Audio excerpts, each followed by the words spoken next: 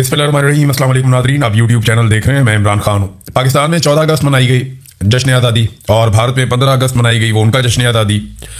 और दोनों में फ़र्क जो हम वीडियो देखते हैं, तस्वीर देखते हैं, तो एक वाज़ेह फ़र्क है जो वहाँ से और यहाँ से अलग अलग पिक्चर पेश करता है। पाकिस्तान के अंदर जो मरकज़ निगाह या जो मरकज़ी हैसियत जिस शख्सियत को मिली तकरीबात के अंदर, वो फील्ड मार्शल आसिम मुनीर है, एक सरकारी मुलाजिम, एक फ़ौजी ऑफिसर जिसने रिटायर हो जाना और जो एक्सटेंशन के ऊपर है। जबकि भारत में जो मरकज़ निगाह था या जिसे मरकज़ी किरदार कहा जा सकता है वो वहाँ का मुंतखब वज़ीर आज़म था। ये फ़र्क है पाकिस्तान में और भारत में, और यही फ़र्क पाकिस्तान को बहुत पीछे ले गया। इस फ़र्क को अगर हम ख़त्म कर देते ना तो आज पाकिस्तान भी आगे निकल जाता, बांग्लादेश की तरह, भारत की तरह। बहुत सारे लोगों को जब हम ये कहते हैं ना, शर्म आनी चाहिए हमें बतौर कौम और बतौर मुल्क कि हम अपने मुखालिफ भारत से कितने पीछे रह गए बहुत सारे मैदानों में। अब लोग ये कहते हैं कि भारत क्योंकि बहुत बड़ा मुल्क है तो इसलिए उसको आगे जाना ही था। तो ज़रा कंपैरिजन मैं आपके सामने एक रख देता हूँ। भारत और पाकिस्तान का अगर आप मुवाजना करें ना रकबे के लिहाज से, तो भारत 4 गुना बड़ा है, 4.1 गुना भारत बड़ा है पाकिस्तान से रकबे के एतबार से। लेकिन अगर आबादी के एतबार से आप भारत और पाकिस्तान का मुवाजना करें तो भारत 5.67 गुना पाकिस्तान से बड़ा है, यानी लगभग 5.5 गुना भारत पाकिस्तान से आबादी के नुक्ता नजर से बड़ा है और 4 गुना रकबे के नुक्ता नजर से बड़ा है। अब जरा देखें कि इकोनॉमी के नुक्ता नजर से भारत पाकिस्तान से कितना बड़ा है। भारत के कौमी खजाने में इस वक्त 728.5 अरब डॉलर हैं। 728.5 अरब डॉलर ये उनका कौमी खजाना। पाकिस्तान के कौमी खजाने में 20 अरब डॉलर। देखें कितना फर्क है। और ये जो फर्क है ना, ये लगभग 36 गुना का फर्क है, 35.6 गुना का ये फर्क है। यानी रकबे में भारत 4 गुना और आबादी में 5.5 गुना ज्यादा है। जबकि जो कौमी खजाने में पैसे पड़े हुए हैं उनके एतबार से वो 36 गुना पाकिस्तान से आगे है। अब ये तो हमारी नालायकी है ना, हमारा निकम्मापन है। फिर अगर आप ये देखें कि एक्सपोर्ट्स पाकिस्तान की, जब बांग्लादेश भी इसमें पाकिस्तान से आगे है, ये भी आप अपने ध्यान में रखिएगा। पाकिस्तान के पास 20 अरब डॉलर है तो बांग्लादेश के पास लगभग 36 अरब डॉलर से जायद है। एक्सपोर्ट्स ये बहुत इंपॉर्टेंट चीज होती है कि कोई मुल्क कितनी चीजें बनाकर बैरूनी दुनिया में बेचता है और उसको एक्सपोर्ट करता है, पूरी दुनिया को क्या बनाकर देता है जिससे वो मुल्क पैसा बनाता है। तो एक्सपोर्ट्स के मैदान में भारत जो है वो साल 2026 के डाटा के मुताबिक 863 अरब डॉलर की एक्सपोर्ट करने जा रहा है। यानी 863 अरब डॉलर की एक्सपोर्ट है भारत की बरामदात, जबकि पाकिस्तान 35.6 अरब डॉलर। और यहां पे जो फर्क है वो 24.24 गुना का फर्क है, यानी 24 गुना से भी ज्यादा फर्क है भारत और पाकिस्तान के बीच में। और बांग्लादेश भी 48 अरब डॉलर से जायद की एक्सपोर्ट्स कर रहा है, यानी पाकिस्तान से तो इसकी भी बहुत ज्यादा है। तो जहां मुकाबला करना है वहां हमसे मुकाबला होता ही नहीं। वैसे हम चौधरी बने रहते हैं, यानी जहां मुकाबला करना है वो मुकाबला नहीं करते। देखें हम कहां पे भारत से आगे निकल रहे हैं। जो तमगे बांटते हैं ना हर साल, पिछले 4 सालों में पाकिस्तान ने जितने तमगे बांटे हैं और भारत ने जितने तमगे बांटे हैं, इनकी रेशो पता है क्या है? पाकिस्तान ने भारत से 3 गुना तमगे बांटे हैं। भारत की आबादी पाकिस्तान से 5.5 गुना, 6 गुना ज्यादा है, तो उसको चाहिए था कि वो पाकिस्तान से 5 गुना ज्यादा तमगे बांटता।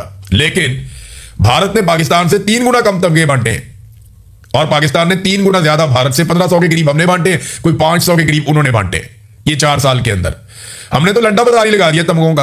अच्छा, जो शख्स भी इस निज़ाम को सपोर्ट करता है, चाहे अपनी खबर के जरिए करे, चाहे अपने रिश्तेदारों के जरिए करे, चाहे अपने लोगों के जरिए करे, चाहे अपनी पॉलिटिकल पार्टी के जरिए करे, या जैसे भी करे, जो शख्स या डंडे के जोर के ऊपर करे, अपनी बंदूक के साथ करे, जो शख्स भी इस निज़ाम को सपोर्ट करता है ना, उसको ये अवार्ड दे देते हैं कि सदारती अवार्ड दे दो, कौमी अवार्ड दे दो, ये निशान दे दो, ये इम्तियाज दे दो, ये तमगा पहना दो इसको। ये हर उस शख्स को नवाजते हैं जो इस निजाम को बरकरार रखने के लिए सही या गलत काम कर रहा है। दूसरी तरफ वो जो लोग कुर्बानियां दे रहे हैं, वो जो ऑपरेशनल फोर्सेस हैं, वो पुलिस वाले जो जाने कुर्बान कर रहे हैं, वो पुलिस वाले जो बहादुरी के साथ लड़ रहे हैं, वो फोर्सेस के लोग जो इस वक्त फ्रंट लाइन के ऊपर दहशतगर्दों से लड़ रहे हैं, उनमें से किसी को भी इनाम नहीं मिलता। ये सिक्योरिटी फोर्सेस में भी ज्यादती हो रही है कि जो लोग अपनी जान को खतरे में डालकर कौम को बचाने के लिए और मुल्क की लड़ाई लड़ रहे हैं, उन लोगों को अवार्ड नहीं मिल रहे, उन लोगों को एजाजात नहीं मिल रहे। एजाजात मिल रहे हैं उनको जो इस वक्त पाकिस्तान तहरीक इंसाफ को या इमरान खान को कुचलने में किरदार अदा कर रहे हैं। हालांकि यहां पे जान का खतरा भी कोई नहीं है। पीटीआई ने कौन सा बम मार देना या बैरिस्टर गौर ने बम बांध के खुद को हमला कर देना, ये तो होना नहीं। वो एक इन्होंने बंदा मार दिया मोहम्मद हुसैन, उसकी अभी तक वीडियो जारी नहीं की गई। हर वाकई की सीसीटीवी फुटेज इनके पास आ जाती है, जारी कर देते हैं, लेकिन मोहम्मद हुसैन वाले वाकई की सीसीटीवी फुटेज इन्होंने जारी नहीं की। अब वो क्या है जो ये छुपाने की कोशिश कर रहे हैं, इसके बारे में हमें तो आइडिया नहीं है। सरकार को चाहिए कि अभी तक फुटेज जारी करती, पता चलता कि जनाब इस इंसिडेंट में क्या हुआ, लेकिन ना उसकी फुटेज जारी की जा रही है, ना उसकी मजीद जो शवाहिद और तफसीलात हैं वो सामने रखी जा रही हैं।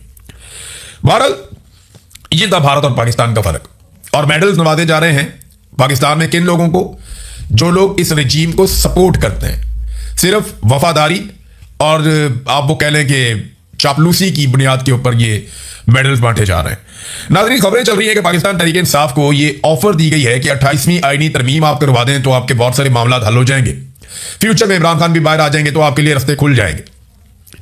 देखिए, ये खबरें चल रही हैं मार्केट में, इनमें कितनी सदाकत है इसके बारे में हम कुछ कह नहीं सकते। अगर पीपल्स पार्टी और PMLN आपस में हाथ मिलाकर रखते हैं तो फिर तो इसकी जरूरत नहीं पड़ेगी, लेकिन अगर पीपल्स पार्टी अपनी जारहाना सियासत करती है, जो कि दिखाई नहीं दे रहा, जिस तरह बिलावल ने तारीफें की हैं, जिस तरह जरदारी ने तारीफें की हैं, जिस तरह वो फील्ड मार्शल के पीछे बाप बेटा खड़े हैं, तो इससे तो ये साफ जाहिर होता है और साबित होता है कि पीपल्स पार्टी गद्दारी नहीं कर पाएगी, वो हमेशा वफादार रहेगी और एस्टेब्लिशमेंट की हाँ में हाँ मिलाकर रखेगी। लेकिन अगर फिर भी किसी जगह कोई प्रॉब्लम आता है तो पीपल्स पार्टी को हीरो बना दिया जाएगा और PTI को विलन बना दिया जाएगा PMLN के साथ खड़े करके। याद रखिए, अगर PTI ने ये एक आईनी तरमीम करवा दी ना, 28वीं आईनी तरमीम में PTI ने हिस्सा ले लिया मौजूदा निजाम के साथ मिलकर, तो इससे दो चीजें हो। नंबर एक, मौजूदा निजाम को लिजिटिमेसी मिल जाएगी, इनके वजूद को बरकरार रखने के लिए इनको जवाब मिल जाएगा। नंबर एक, स्टेप लग जाएगी कि ये लोग ठीक है, जायज लोग हैं, PTI ने भी इनके साथ कोऑपरेट किया है। नंबर दो जो काम होगा कि 26वीं और 27वीं आईनी तरमीम के खिलाफ पाकिस्तान तहरीक इंसाफ ने जो कुछ आज तक कहा वो गलत साबित हो जाएगा, क्योंकि जवाब मिल जाएगा 26वीं और 27वीं आईनी तरमीम को ये कहकर कि जनाब इसी असेंबली में 26वीं तरमीम भी हुई, 27वीं भी हुई और 28वीं भी हुई, 28वीं में शामिल थे और 26वीं और 27वीं के खिलाफ हो गए, ये कैसे हो सकता है? ये इस किस्म का मामला PTI को आने वाले वक्त में थोड़ा सब्र कर लेना चाहिए, वक्त गुजार लेना चाहिए। बहुत वक्त गुजर गया है। हाँ, अगर नए सूबे बनाने हैं, जो बनने भी चाहिए, इंतजामी यूनिट्स बहुत सारे बनने चाहिए। MQM को ज्यादा खुजली हो रही है, वो बहुत ज्यादा शोर मचा रहे हैं कि जनाब इंतजामी यूनिट्स नए बनाए। MQM को यह वादा किया गया है कि कराची जब एक अलग सूबा बन जाएगा तो आपको वहां का वजीर आला बनाया जाएगा आपका, और MQM को वहां की मकबूल जमात के तौर पे एक अलग सूबा मिल जाएगा हुकूमत करने के लिए कराची की सूरत में। तो MQM जो है वो बहुत ज्यादा रोला डालती है इस सारे मामले के ऊपर। लेकिन मजे की बात यह है कि अगर आप अवाम में जाकर देखें तो MQM के पास तो वोट बैंक ही नहीं है। ये तो हर दफा फॉर्म 47 आसिम मुनीर साहब नहीं दे पाएंगे, कब तक देंगे?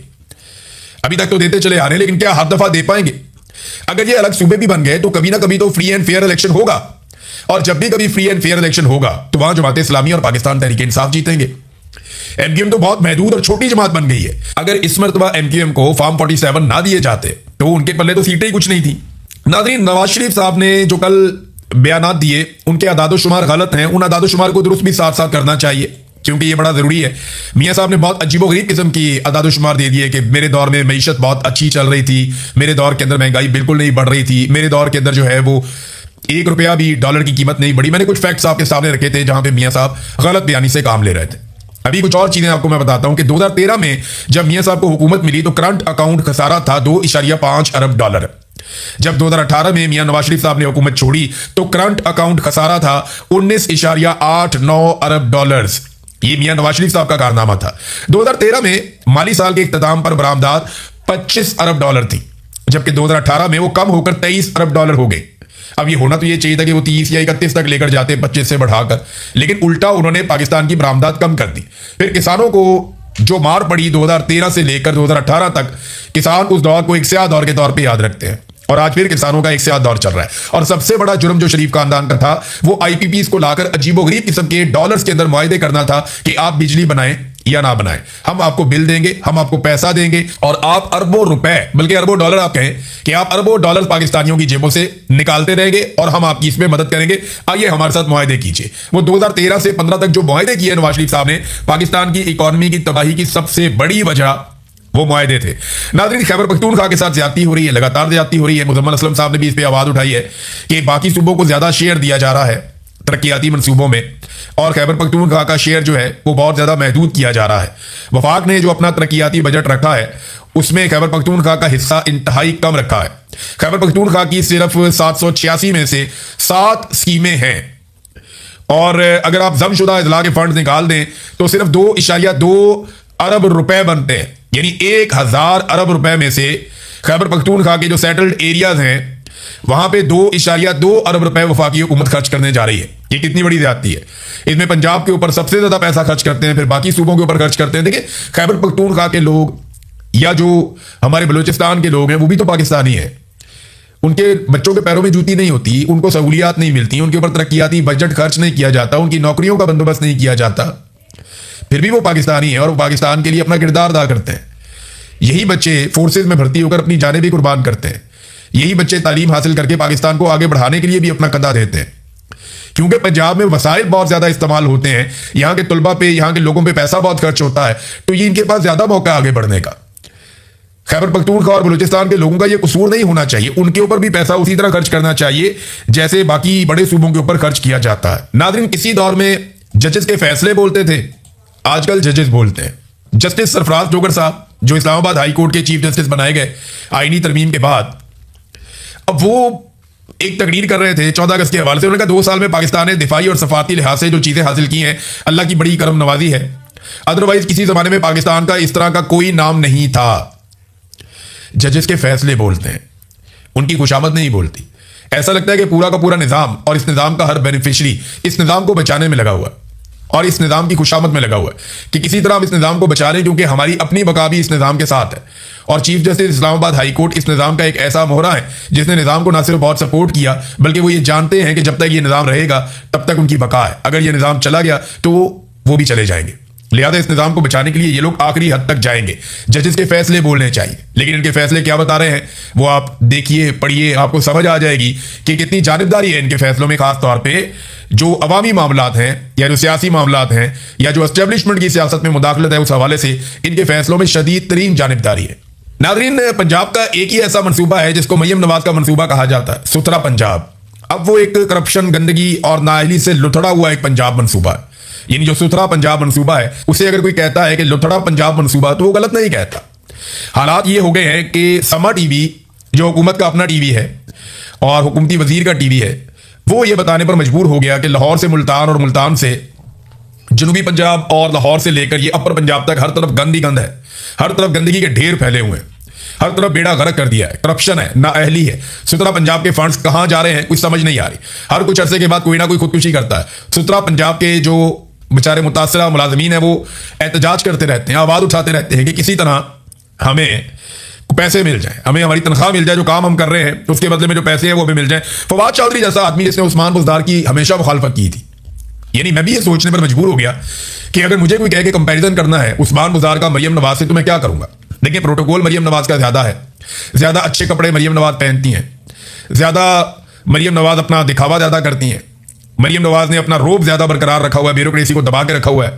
मरियम नवाज ने सिस्टम को चलाने के लिए अपनी तशहीर बहुत ज्यादा की है और तशहीर के मैदान में तो उस्मान बुज़दार का मुकाबला भी नहीं कर सकता। लेकिन जब गवर्नेंस की हम बात करते हैं तो फवाद चौधरी जैसा नाकिद जिसने हमेशा उस्मान बुज़दार की मुखालफत की, हर प्लेटफॉर्म पे की, और मैं वो आदमी हूं जिसने 12-14 स्टोरीज की थी उस्मान बुज़दार के ऊपर और बहुत सारी चीजों को बेनकाब किया था।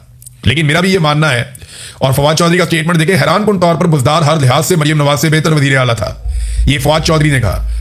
तो मुझे भी अब ऐसा लगना शुरू हो गया है कि वाकई में बुज़दार मरियम नवाज से बेहतर था, क्योंकि इन्हें गवर्नेंस की अलिफ बे तक का नहीं पता। इन्हें पता ही नहीं है कि ब्यूरोक्रेसी को कैसे चलाना है। इन्हें आइडिया, हर चीज में सिर्फ इनको डंडा इस्तेमाल करना है, क्योंकि डंडे के बलबूते के ऊपर ये इक्तदार में आए, तो उसके अलावा इनके पास है कुछ नहीं।